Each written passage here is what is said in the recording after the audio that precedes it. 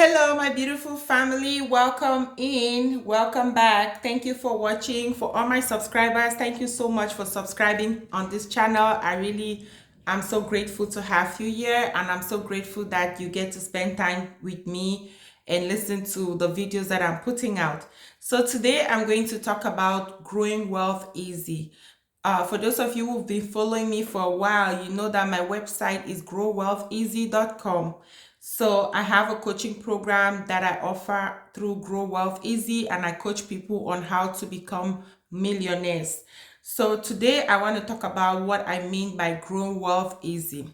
Before I go ahead and talk about Grow Wealth Easy, I will differentiate between what it means to be rich and what it means to be wealthy.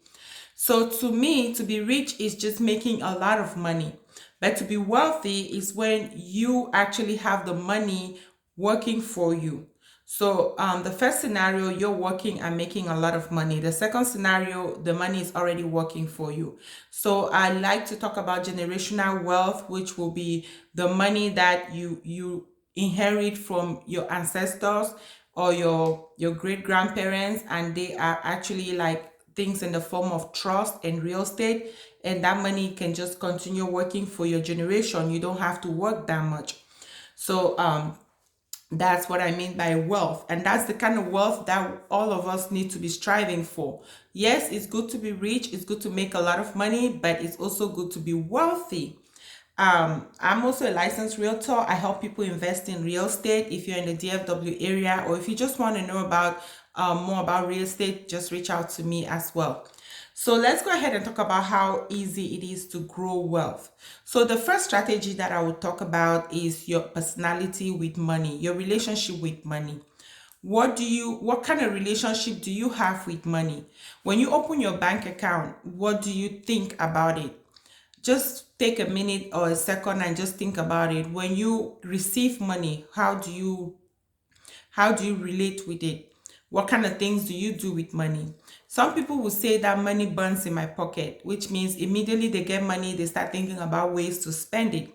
But there is some easy ways on how to make more money coming to you, which is the way that I want to talk to you today. And that would be to consciously look at the money you're receiving every time you receive money.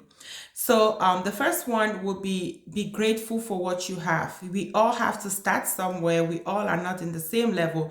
But if you start by just being grateful with your money, every time you receive money, you thank God for getting that money, and you actually send a lot of love wherever the money is coming from. Of course, money is going to like to come back to you. So that will be getting a good relationship with money. And of course, when you get money, you don't want to hoard it by just keeping it. We all know that when you keep money in your savings account, it doesn't yield any interest, or the interest that it yields is very insignificant. So there are so many things you can do with money. When you get money, you can either think of how to invest it, how to which will be to grow it, of course, and then how to spend it or donate it to help other people, or maybe how to use it to exchange it as an energy exchange to get what you want. So either of this way, either whatever you're using your money for, you definitely want to make sure that you're consciously doing it. So you're not just unconsciously spending your money. So when you get money, let's say you want to pay bills, you have to pay your bills, or you get to pay your bills.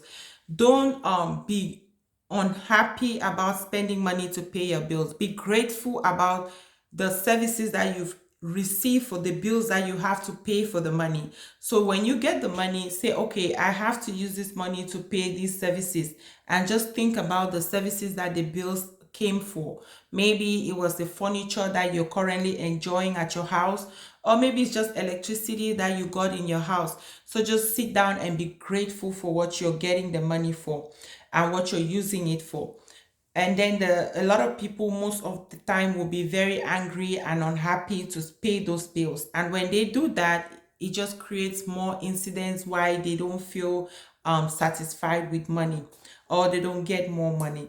So that would be the first trick, or the first thing to do to be able to attract more money in your life. And then the second one that I wrote down here was awareness. always be aware of where your money is going. So, for example, I used to be the person that I will probably receive 10,000, and before I know it, my account is empty. And if you ask me what I did with that money, I can't even give an account. I'm lucky to get married to an accountant who is a tax professional. He is so good at keeping track of money. So he taught me this. You don't just spend money like that. You got to know how much you're spending so that if, let's say, you get audited, which nobody ever audits you, right? But you are supposed to audit yourself. He's like, what did you do with the money? I'm like, I don't remember. It's finished. And he's like, what did you do with it? I can't even think about it. So he wants you to be aware of where your money is going and why it's going where it's going. That will be the second step. And also the feelings that you have about spending your money, just like the first step. Are you spending it in a happy way, or are you spending it in a very ungrateful way? If you are spending it in a very ungrateful way, of course you're not going to attract more money. But if you are really being grateful for the services that you got and what you're actually spending the money for, then you're going to be able to make more money. So that was the second aspect. Let me go to the third and the final one, which will be the story that you're telling yourself about money. We all have stories that we tell ourselves about money.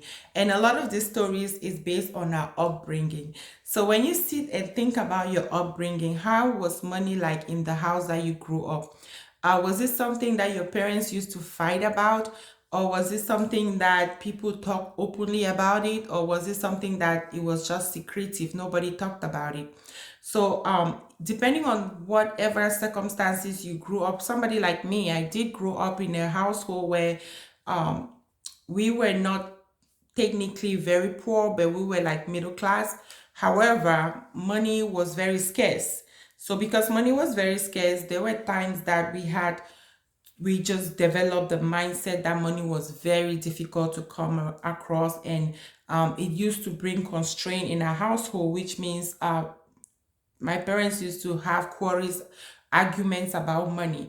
So this just is a limiting belief that got into me, and now as an adult, I'm working on taking that off my mind, because if I don't, then I will grow up with the idea that money is something very bad. It's something that causes dispute among people, and of course it might subconsciously stop me from making more money. But all of these are just things that we all can work with. I think no matter how perfect your parents might be, there'll probably be times that there were some limiting beliefs that they did instill in you consciously or unconsciously. So those are things that we all work with. So those are the three major ways that I think you can really grow wealth easy. And of course, when you're making money, you want to be making sure that you're investing part of the money, you're donating part of the money, and of course, you're using some of the money. There's some, I think I have a training on how to divide your money when you get it. I think the main thing you need to do is come up with minimum of 4 different bank accounts. There will be one which will be a spending account.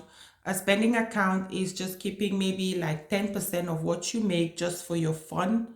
We call it fun account. And then there is the savings account, which definitely you want to be keeping 10% of every money that you make in your savings account. And then you have your everyday use account. That will be like your bills account, where you pay your mortgage, your rents, and everything, and your food and everything from that daily money. Usually you want to keep like 60% of what you make. And then the last but not the least will be your investment account. So some people put together the investment and the savings account together, which is good because it's the same thing. And you can save and then eventually use it for investment. However, you don't want to keep a lot of money in your investment account without using it, because it's not growing. At the end of the day, the bank is going to give you a dollar for like $100,000. So you want to be able to put it in something where you can get a return, where your money can also work for you. And that's where you come up with the term generational wealth. That's things like buying real estate that would grow in value, or maybe buying precious gold or things like that that will probably grow in value, that will keep you can pass down to your generation, let's say in case you pass away. So those are the things that you want to do with your money. So there's more training on that. As I said, I'm also a licensed realtor in the state of Texas. So if you're looking to buy or invest in real estate in Texas, reach out to me. I have a coaching program called growwealtheasy.com. I'm going to put the link on this video. If you want to connect with me one-on-one on coaching, we can connect and talk about ways that I can help you to grow wealth. Thank you again for watching. Thank you to all my subscribers, and see you in my next video. Bye.